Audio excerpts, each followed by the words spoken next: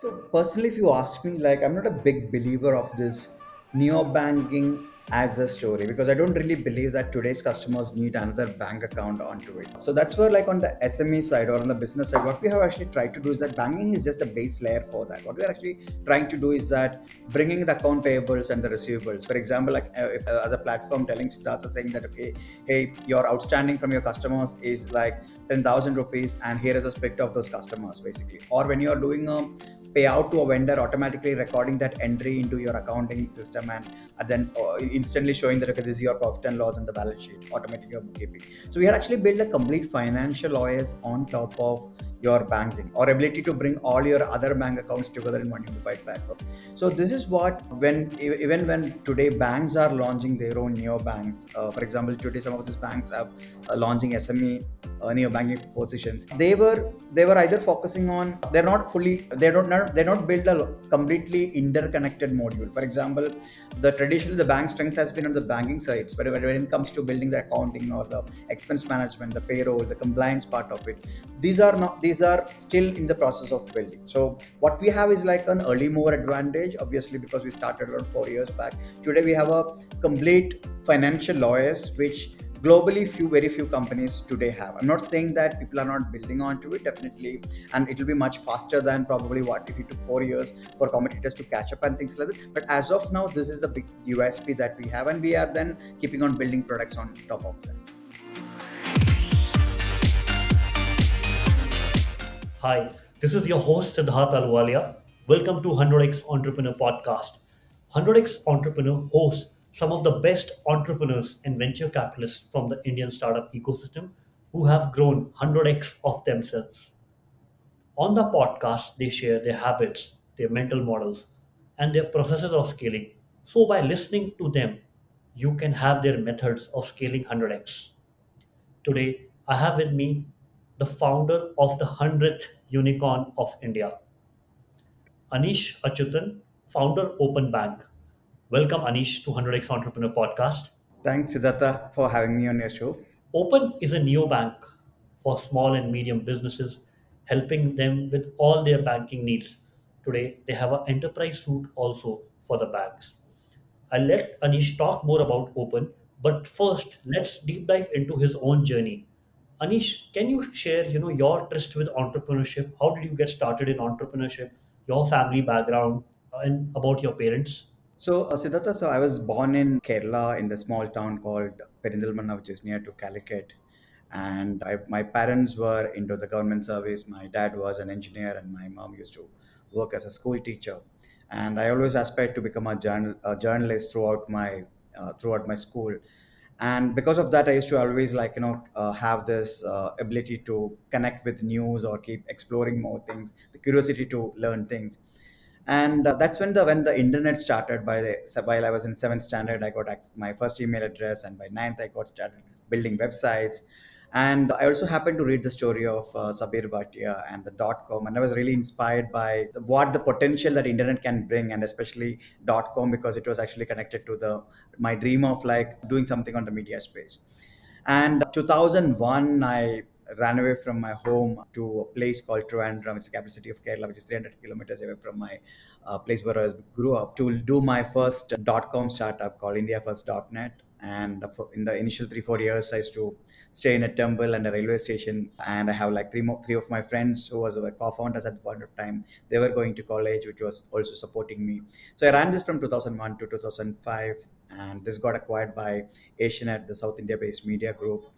And after the acquisition, I moved to Asianet, worked for them for 2 years, and then again got out and started a mobile payment platform called Cash Next, which was solving for the needs of the financial inclusion using mobile phones. And this later got acquired by a company called Prepay Masters, which is a Latin American company. And post that launched a NFC enabled payment platform called Neobanking, which didn't do well. And while I didn't do well, I got a chance to connect with Ashish Kashyap, who was CEO of Ibibo at that point of time, who was planning to launch a payment gateway called PayU. So I joined PayU as part of the initial three-member team. Then moved from PayU to a company called Onmobile Global, where I was setting their global m-commerce product unit. And again, started out as a payment gateway called Zuit, which was focused on developers. That got acquired by Citrus Payments, and as part of the relationship with Citrus, and Citrus got acquired by PayU. So went back to PayU, and then I started Open. So that's my journey in like in 2 minutes. Siddhartha. And you said you ran away from your home. So Yeah, it's ran away in the sense like typically like going growing up in a middle class family, your parents and your family has a lot of expectations, especially when all of your family members are either an engineer or a doctor, and probably someone who doesn't want it to. And for me, my passion, I found that okay, now there's a right time to do my startup. So I find it very difficult to actually continue that. So that's where I ran away, and I ran away to a different city basically. and were your parents okay with you not completing your 11th and 12th class? I think even today they are no, they are not okay with those things. But I mean, how the typical, I mean, how all of our parents are within very well within a very good intention, basically. Uh, yeah, so they definitely like always like were not happy with the decision, but obviously over a period of time right now they're also happy with like what's happening in currently with me. And tell us about how you met Mabel and how you both became co-founders in most of your ventures. Yeah. So I was running CashNext, which was like a mobile payment platform to solve for financial inclusion. We came up with a technology called near sound data transfer, which enables the turns a local feature phone into a mobile payment device, and turning a local kirana shop into a bank branch. That was a project which I was working on, and we were doing a lot of pilot in partnership with the World Bank. And New York Times did a half-page story about one of the pilots which we were doing, and at the same time, Mabel was trying to work on a biometric payment platform called Touch to Pay, and she happens to read the story, and then she contacted me at that point of time during Orkut, and then we realized that okay, there is a lot of like this connect in terms of mobile payments and what we really wanted to do. And then she later joined as a co-founder in CashNext, and after we sold CashNext, we then together launched Near to, and that's how the journey started basically. And I think ever since that, in all of our ventures, we did it together. And when did you guys get married? We did it after 3 4 years. 2011 is what we got married. And what is the complementary set that each of you brings as co-founders to the table? Yeah. So Mabel has always been focused more on marketing and operation. So she actually takes care of those areas where I'm mostly focused on the products and the strategic alliances and the sales and the innovation sides. So that's how always been that's always been how in all the startups we used to actually like look after the respective areas. Your previous companies that got acquired, what were your learnings, cumulative learnings from them that you applied in Open? It's not only the companies where we acquired, even the companies where we actually failed as well. So for example, like a lot of things what we have uh, implemented today, or I would say like in the process of like continuously trying to experiment today, are also based on some of the learning. For example, the way in which how do you build a culture basically in the organization. I would say like probably when me and Mabel, we both started our first organization, we were probably really bad managers basically managers, and this also made us taught us like how to behave family members, because we should not be able to actually, even somebody should not feel that okay, hey, there are these are a husband and wife, or a decision is being taken in a bedroom kind of a thing, right? So some of things on the culture. Second thing is like sometimes like we had actually built ideas which was very much ahead of its time, rather than relying on the customers, focusing more on the research reports. For example, when we built neartivity wireless, it was all because of that okay, the NFC number of NFC phones will go up and NFC enabled payments will happen, but even today 1% of phones doesn't have the so-called NFC technology. So understanding so solving for a while you should innovate, but you should also rely on research reports, but at the end of the day you should also like have a test it with the market whether customers really need this, those kind of a things. Third is like never build solutions just for investors, or thinking that okay, maybe I'll get started with some idea and after 3 to 6 months some investor will come and actually fund it, this thing. So now when I start something, I'll at least plan for the first 12 months in some way, like either in a bootstrap way or something. So my business model will not be always fully dependent on some investor would come kind of a thing as well. So these are like the few of the learnings which I had from our previous startups. Dear listeners, before we dive further into the podcast, I would like to thank our sponsors, Prime Venture Partners. Prime is the first institutional investor in category creating tech startups like MFind, Dozy, Planet Sparks, Neo. Prime is now investing out of its fourth fund of $120 million. Today, I have with me Shripati Acharya, Managing Partner, Prime Venture Partners. Shripati, we would like to know from you, how does Prime work with the founders and what is so different about Prime from other VC firms? So Prime is a high conviction, high support VC. And so our process is different both during the evaluation and after the investment is made. During the evaluation, it's less of a typical Q&A, but more of a joint brainstorm where we are jointly looking and brainstorming on what the product could be and what the ultimate vision of the company could be in terms of its impact. And in the process, entrepreneurs engage with all the Prime partners. And this is very important because after the investment is made, the entrepreneurs can engage with individual partners directly who can assist in different areas. For example, we had a company which was looking for a US go-to-market. And there we helped the company directly connect with prominent Valley angels and get an investment from prominent VCs there so that they could not only get an investor base, but also develop an ecosystem partnership in the US, which was very helpful to the company. So in that fashion, the engagement is both deeper and more intimate with the founders once we have entered the company.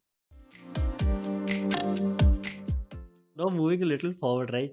Can you describe the open bank's offering today? What are the various offerings? Right.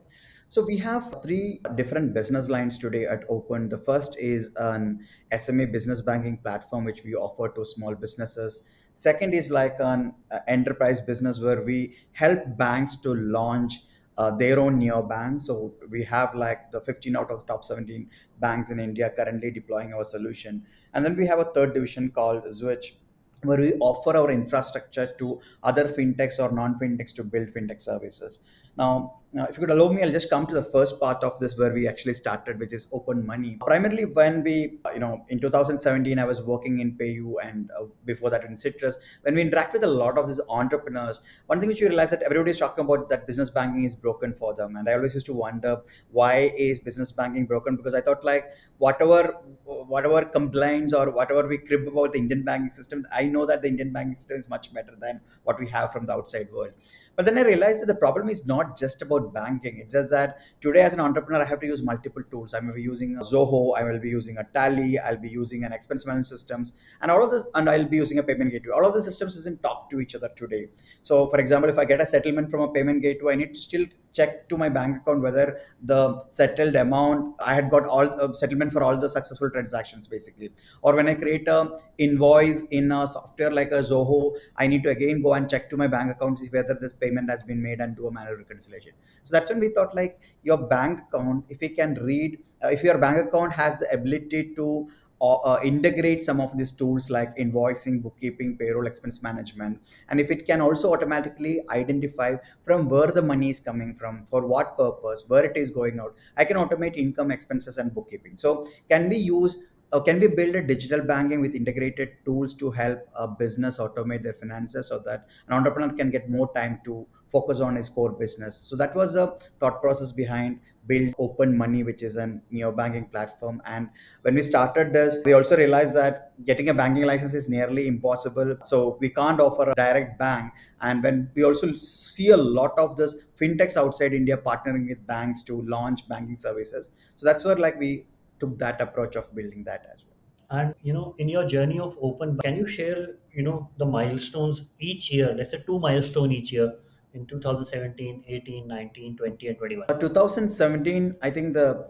first milestone was like I have this idea of building a neo bank, and nobody was ready to bet on this thing. So that's when Jiten, who came on board as the initial investors, and initial set of like a six-member team who had previously worked with me in the past five organizations, they coming on board, and that was our biggest strength, I would say, when today building the base fundamentals of the organizations. The second year, and for the first 1 year, we were more focused on convincing banks, because unless I have a banking partner, I can take the service live. So the second year is what we were able to crack a partnership with ICICI Bank, which is a real breakthrough for us to able to launch the services. And that's also the same year where we got institutional investors like Recruit Group and Unicorn India to back us, which also gave us a little bit more confidence. And for the, this also led to some of the other investors coming in at later stages as well. So these are the things in 2018. And 2019, maybe hitting the milestone of the first 100,000 SMEs on the platform, because till that point of time there was a lot of this questions on, can neobanks survive in the market, and especially in the B2B space the cost of customer acquisition is very high. Will you be able to acquire these customers? So when you're able to get that 100,000 businesses onto the platform, and I think we were processing at that point of time $2 billion in annualized transactions, that was the major milestone. And I think the next year is what we have got Tiger Global coming in and putting our Series B round as well. And this also gave us a lot of, especially we were able to attract talent and banks started looking at more seriously. So these are like few of the key milestones in our journey. And if you can describe the current metrics at Open, right? How many total number of businesses that use Open? What would be the monthly actives of them? How much is the dollar that you process in a year, and what's the revenue? Right. So we have 2.3 million small businesses currently using the platform, and we process 30 billion US dollars in transactions for all of these users. And the current account deposits, basically, which happens through the platform or which we manage on the platform, is around 2 billion US dollars. And in terms of the revenues from Open Money itself, it's only the last 1 year we have started monetizing the platform, because till that time it was actually a free service. And even from the areas where we actually charge from the users or through subscriptions or the things, we had actually somewhere right now in the range of like a 15 million ARR. I'm not talking about revenues what we get from the enterprise business, as well as the revenue shares which you have from this banks itself, just to give a sense of where our revenue stands today. And during this journey of building Open, you never wanted to sell it this time, like your past two companies got acquired. So, Siddhartha, this is like every entrepreneur. I mean, you're also an entrepreneur in some. I mean, I'll also consider you as an entrepreneur as well, right? The selling is not something.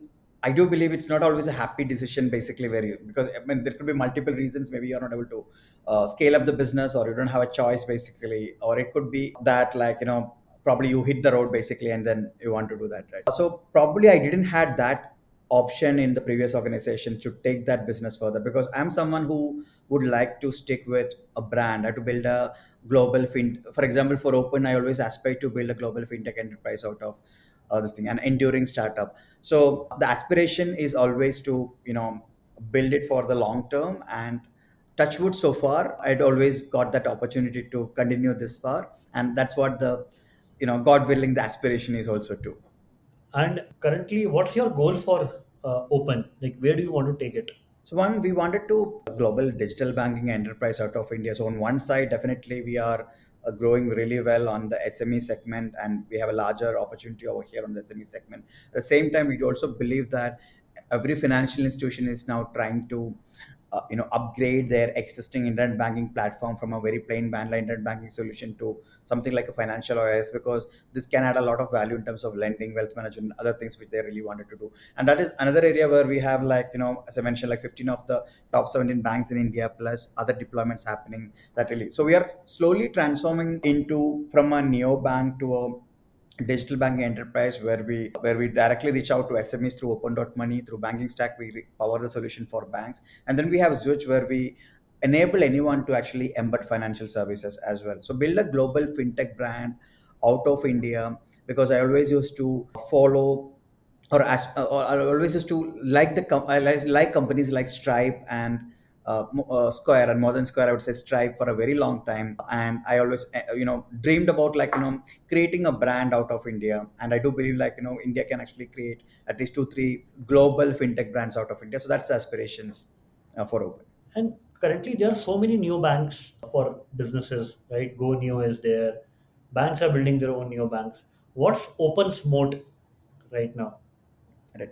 So personally, if you ask me, like, I'm not a big believer of this neo banking as a story, because I don't really believe that today's customers need another bank account onto it. So that's where, like on the SME side or on the business side, what we have actually tried to do is that banking is just a base layer for that. What we are actually trying to do is that bringing the account payables and the receivables. For example, like if as a platform telling Siddhartha saying that, okay, hey, your outstanding from your customers is like 10,000 rupees, and here is a split of those customers basically. Or when you are doing a payout to a vendor, automatically recording that entry into your accounting system, and then instantly showing that, okay, this is your profit and loss on the balance sheet, automating your bookkeeping. So we had actually built a complete financial OS on top of your banking, or ability to bring all your other bank accounts together in one unified platform.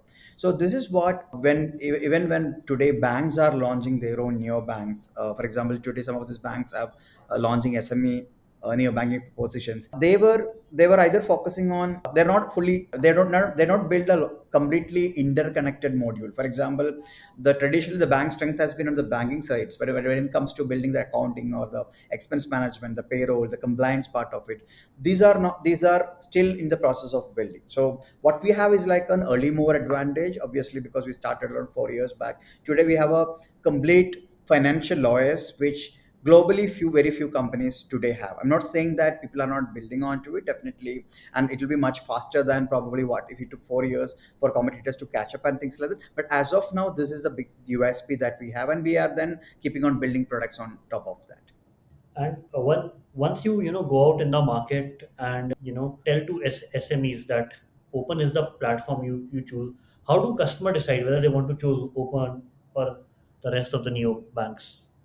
Right. So one is like definitely from a feature functionality. For example, I'll give you a simple example. If I'm going to a SME business owner or his finance team who currently uses Tally, today like they take around 4 hours in a week to reconcile your bank statements with Tally. But when we say that, okay, now if you connect your Tally account to Open's platform, every time like a payment comes in or payment goes out, it will get automatically real time reconciled on Tally. This is like a unique feature probably like we have. Or saying that, okay, now if you completely use the Open's platform, you can also link all your other current accounts, because in India typically as business owners has multiple bank accounts. And many times like for the business owner or the CFO, it's hard to remember all the passwords or every time entering OTP. But if you connect once all your bank accounts, you can have a unified view of all your bank accounts. So for that you sign up on this. So we have always taken an approach of financial automation as entry point, as a hook to actually get a customer, rather than telling him, okay, this is another neobank. So we don't even talk about it. And in this area is where we have a strong advantage right now in terms of the competitors. And I'll also not, it's also because we probably there are only one or two major competitors in the SME space, and a lot of these players have actually started new. So for example, they right now started build digital banking offering, and some of them has payroll basically, but nobody has actually built the full this thing. So that's where right now our competition is still with banks. So we always say that, okay, rather than using the plain vanilla internet banking provided by the banks, this is much better. And even I believe that this, if we can have like 2000 plus scheduled and non-scheduled banks in India competing for the SMEs, we can easily have like a lot more players, even fintechs of in the SME neo banking space. Can you describe the product with what you built for the first 100 customers, and how did it change from 100 to 1000, and also the distribution strategy that you used to capture the first 100 and then 100 to 1000? For the first 100 users, we had a current account where you have a digital current account which you can actually sign up on the platform, and then we have like a simple invoicing system where you can actually invoice. It has got an invoice with an integrated payment method. And what we did was like, and then you have the payouts basically. So there, it was like a very basic product. If you now the value prop it had was like, let's say Siddhartha was a freelancer basically, and you have to send invoices to 10 people. Today you send invoices to this 10 people from a system like either an MS Word or a Zoho invoice, and your customers would pay to your bank account. But your bank account will only have reference numbers basically like 1 2 3, and you're not you may need to sometimes call up your customer, hey, send me the screenshot to reconcile that. But what we did was that when you here in Open, when you create an invoice, all your 10 customers will see your account number, will generate a unique bank account number for all your 10 customers whom you are sending this invoice. For example, if your account number was 100, and if you're sending it to say to Anish, it will be 101, and if you're sending it to somebody else, it will be 102 and 103. So we innovated this concept of adding a unique for each of your contacts on the primary account number. And the advantage was that the moment when money comes in, it will automatically say that to Siddhartha that, hey, this money from Manish has actually come. And then every time you make a fund transfer to a vendor, you can tag it into an expense category or a category saying that, okay, this is for salary payment or this is for these things. Now, this leads in a simple cash flow. So for an entrepreneur, rather than the accountant ask you, okay, what was that 5,000 rupees made on 10th, it automatically does that. So this was the first product which we built for the first 100 customers. And then what happened was that we also built a symbol bulk upload functionality, because we realized that at that point of time, most of the banks were not offering this bulk upload to the smaller businesses. If you are a large enterprise, obviously they used to give that thing, but that to a complex process. You have to have download a software, have an Excel converted into a different file format, and it was very complex to do that. So we made a simple Excel sheet where you just need to upload the bank account numbers of the people who might send money, and you can do that part. Now so this was the first product till 100, and from 100 to 1000 was when ICICI Bank started trialing this product to their existing set of branches customers, and selling through the existing branches to their customers. They found a lot of value, and suddenly we realized that the payment as a feature and the automatic reconciliation we built was something, but it was actually helping businesses save a lot of their time and adding value. So that's the first product till the 1000. And what was the persona of the first 100 users and then the first 1,000, the next, let's say, 900 I think users? the first 100 users, we had I would not say wrong persona, but we were thinking that the traditional SMEs and the will not use your platform because they may have hesitation towards using something which is a non-bank thing. So we started focusing on the mostly the online savvy millennial users. For example, we started focusing on people who are homepreneurs, who are very active on selling on Instagram and Facebook, who have a established set of followers. Then the freelancers, basically. So these were the initial set of customers we had on the 100. But the moment when the distribution changed from 100 to 1000, when the bank branches started selling it, then we got like a rice trader in Ahmedabad who's actually doing it for payouts. Then we started getting like people like manufacturing units, the small time B2B traders. And that's when we also got the feedback that, okay, hey, can okay, your invoicing is good, but I'm using Tally, or I'm using my own software, accounting software. If I can connect that with the banking, this can add value. Then we start build the Tally plugin, basically, and then it exponentially took it from 1000 to 20,000 in no time, basically, just because of this a small feature which we brought. And so when you call SMEs, who were they? They were kirana stores, they were freelancers, or what are they? So I would not say, by the way, like even SME is like a very, I would not say not abuse, but it's not the actual. Because an SME is like typically like somebody with 1,000 employees also an SME, right? So I would say these are micro and small businesses, but not the real Kirana shop users. It is probably businesses in our platform today also. They are like more than an average, if you take around 75 lakhs of annual turnover, and these are like a B2B trader, a distributor, a manufacturing. We also have freelancers. For example, we have like freelancers and tax practitioners, but majorly these are like 55 percentage of our business are like manufacturing, and then we have like the retail and the distribution kind of like person of users. Integrated Open into their current account banking stack. So their account holders didn't needed to open another bank account. You sat on the top of their current ICICI account. Is that right? That's how we initially started, basically. Yeah. And that has continued till now. So that has continued, but what we were always focused on bringing new current accounts to the banking partner. So what was happened is like once the branches were selling our products, they found that, okay, this is easier to. I'll tell you a simple example. Like today, if a bank was selling a current account, there is no mechanism where somebody can log the application, basically. So what happens is that you would call and the agent would come with the form. But here, what happens is that you could actually apply for the application. Even I'm talking about 4 years back in Open, basically. Apply for an application, you get an application number. So what happens is that the lead is a hot lead for the branch, so that it can actually follow up and things like that. So simple things like that actually really work for the bank. So while there is an existing set of users, bank users, who can connect their account, parallelly what was happening is this is helping the bank channels to acquire new set of customers, and this was actually an advantage over their competing current account from other banks. So out of the, let's say, 2.3 million current accounts that you have, what would be the distribution across the top 14 partners that you I have? would say this would distributed right now almost equally distributed among the top 4 or 5 banking partners which we have, because today, like depending on the persona of the customer, so what we do is like, for example, if it's a startup, then I do give it to a different banking partner. If it is like a traditional distributor, I give it to a different banking partner. If it's a freelancer, some of these banks doesn't need it, I'll do that.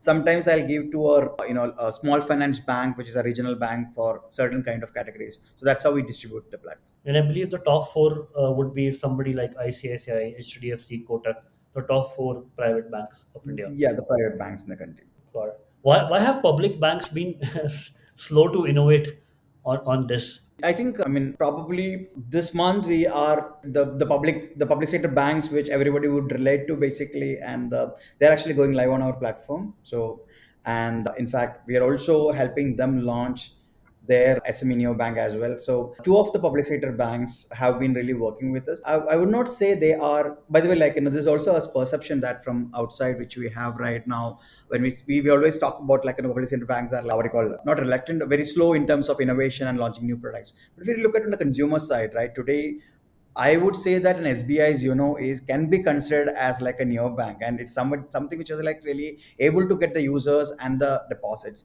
Same way, if you really work with banks like SBI as a fintech, you would found that they have all the APIs built in. They have actually a team, and this is something which people actually don't know from the other side. I mean, a lot of this is also for the fellow entrepreneurs and other fintechs that they have. If you go to developer.sbi.com, they're actually built much better APIs than some of the private banks. They also have focused on this thing.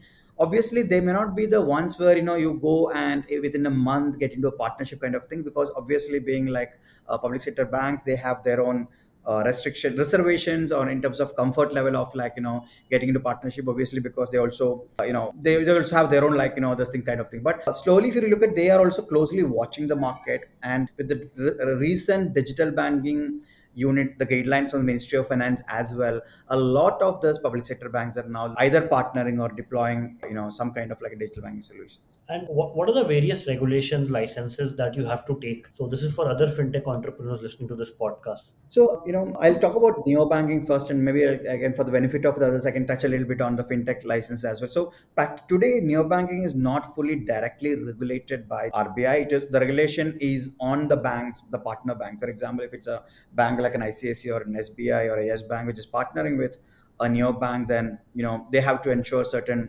guidelines which RBI has this thing. For example, in terms of the ISMS audit, in terms of certifications, in terms of PCI DSS and things like that. Now, there are also certain other regulations, like, for example, the PAPG license, which RBI has initiated, which is mandatory for anybody who is actually collecting, storing, and managing payouts for on behalf of like this or aggregating funds. They have to go through this thing. So PAPG is like, I think, a first step towards some kind of a regulations on this space. Apart from that, it's pretty much the regulation is on the bank. But having said that, the because it is indirectly regulated through the banks, you have to go through a lot of this audit process, because the banks has to actually submit the audit back to the RBI in terms of for every partner. So you have to go through a very strict audit process, and many times like this is one area where I'd seen like a lot of fintechs get stuck because they don't take it seriously. But then it may take up can delay your launch up to 6 to 9 months. So whoever is on fintechs, or when you're working to a bank, because many times you don't get this, the bank may not, the business heads will not talk to you about the compliances and all those things required. So building a team for managing its compliances and the security right from the beginning and planning it is like very important. Now on the other side, what we are also, the RBI has come up with, the Ministry of Finance has come up with the their guidelines on the digital bank or on digital banks, as well as the regulator has always been talking about. So we are expecting some kind of a regulations which is, and especially with RBI setting up a separate division department for fintechs, we're expecting some regulations that is coming up on this side as well. And in your journey, how tough was it to crack the first bank at Open? Right. I think it was really tough. I don't know how to explain this thing, because practically just think of the situation like you have a little bit of you're not even that very well funded. Obviously you have some angel funds and you're like a small team, but you don't have a name in the market, and you go into a bank and say that I want to build a neo bank. The first questions which was posed to us is like, firstly, are you regulated, and do you think like, building a bank is like this thing child play? Then, what is a guarantee? How do I expose my infrastructure to you? Because what would happen like, if something goes wrong with you? So it was very, very difficult to initially crack or get into, because even when the business heads were okay with like partnering, but it was not moving from the compliance and the other sides. And it took us almost like 8 to 9 months of, we were very persistent in terms of like, we even told banks, can we do a pilot? We'll actually showcase to you. We will help you to target a different segment, like the homepreneurs and the people, Instagram sellers who normally don't have a current accounts. I'll get you all of those things. But then one thing which also helped for us was like, we also got into this accelerated program of ICICI. So this helps you a lot more connect basically, and you got the opportunity to actually do the integration. So again, many times like, I know we are bombarded with a lot of this accelerator programs, ads and things like that, especially most of the entrepreneurs. But sometimes strategically something comes in, like especially in the fintechs and these things, take that up. Maybe not for the accelerator sake, but even to get to connect part of it. So this worked for us, being part of the first accelerator which was set up by ICICI. And when you talk about monetization, right, you talk about roughly $15 million of revenue. Who are you monetizing and what value chain are you monetizing them? Are you charging them for a SaaS service or for a banking account? Right. So we are a freemium service, and we do believe that today we should not be charging the user for banking or so. 80% of our services are free on the platform, which means like practically banking. You can, even for services like our payroll, it's free up to 10 users. You can use our invoicing, payables, receivables, expense management, virtual cards for two virtual cards for managing your subsidies free. But then if you upgrade to if you wanted to actually give access to your accountant to view these things for managing your GST filing, or if you want to do more than like, five visa cards for subscription or expense management, those comes under a SaaS model where we charge anywhere between like, we have like plan from 10,000 rupees roughly to around 15,000 rupees. Then there is a lot of other revenue streams which you work with the banking partners. This could be interchange revenues. Every time your customer swipes your debit card or your credit card, you earn revenues. Every time the customer makes a payment, you get. So these are not services where you charge your other things. So I would say like around 30-40% of your revenues also comes not from your customers, but through your banking partners basically, from various services. And then we have like third party app store, for example, like, people use a third party online store or some of the other platform partner services. Then you have revenue shares and things like that. And in today's environment, right, with talks of a recession, and you have been a five-time entrepreneur, what would be your advice to entrepreneurs who are starting up right now? I think I believe, first of all, I'm not an expert when it comes to recession, because the times when like in 2001 dot-com bubble and probably 2008 recession, probably we were really young basically, or I would not have been somebody who's been like, handling a major fund. But I always feel that sometimes it's the best time to start is when there is a recession, because what would happen today, what would happen during this downturn, or like if you have like for the next 12 to 24 months, is that a lot of these larger companies or funded companies, they'll be heavily focused on, very sharp focused on revenue generating products. Otherwise they would have probably ventured into some of the other territories, or just for making news or thought leadership, or okay, rather than trying to eating up onto that. So this is like a good opportunity for a lot of entrepreneurs, so they don't have to worry about like, some well funded startup coming and like, really competing or shutting you off. And also recession means, recession or downturn means a lot of good opportunities. I'll give you a simple example. What we have seen during the COVID times and what probably we are expecting during this downturn is like, banks were ramping up their infrastructure during this COVID period of time. And even now, let's look at this next 2 years, basically, when there is a lot of funding crunch going to happen in the market. Fintechs would stop this cashbacks. They would actually, slowing down on the customer acquisition. This is where banks would be actually trying to ramp up their infrastructure to compete with their fintech. So people who are actually focusing on this B2B model, it is so it's about identify the your niches basically. Is there also opportunities that you can actually create during this, and also finding sustainable business models, because sometimes we all got carried away by, the frequent funding things and all. I mean, I'm also probably party to this or a beneficiary to it, but I feel like, when we were in the 2010, 2008, 2012, 13 period, there is a lot of sanity in terms of like, okay, I have to build this product, solve for the customer needs kind of a things. So this is also a good time for entrepreneurs to build sustainable model, because if you look at all these downtimes, those companies which survived, they're actually really become like, larger things. So even for this is also applicable for people who start today as well. Thank you so much, Anish. It's been wonderful to host you on the podcast. Thank you so much for sharing your learnings. Thanks a lot. I think what you're really doing is like a lot of value to a lot of entrepreneurs, because many times, like, for entrepreneurs like us, the biggest inspiration, it's very difficult to actually get the experiences and insight from others. So thanks a lot for doing this show and having me on the show. It's a pleasure to be in this show. And Anish, our last ending question is three entrepreneurs who would like to see on 100x Entrepreneur podcast. Who would they be? I think I would like to see Amrish Rao of Pine Labs. I would like to have Ashish Kashyap, who is the CEO of Indowell today. And I'd also like to have my co-founder, Dina Jacob. She also has an amazing story, basically, as well on the show. So Amrish is like somebody who has actually built Citrus and then led PayU and Pine Labs. And more than that, he's like somebody who has like, can add a lot of value to entrepreneurs in terms of the thoughts, and very sharp in terms of this thing. And I think everybody, anybody who actually spends 5 minutes with him can actually get a lot more from him. So Amrish is definitely thing. Second, Ashish Kashyap, because he can be termed as firstly one of the first internet entrepreneurs in the country, because Ibibo at that point of time tried to compete with Facebook or Norco, then will go Ibibo, make my trip, and then he is silently building Indwealth. I mean, not many people know about the Neobank Indwealth, but they are actually, would say, the ones with the right balances and things like. So that's the reason why I think.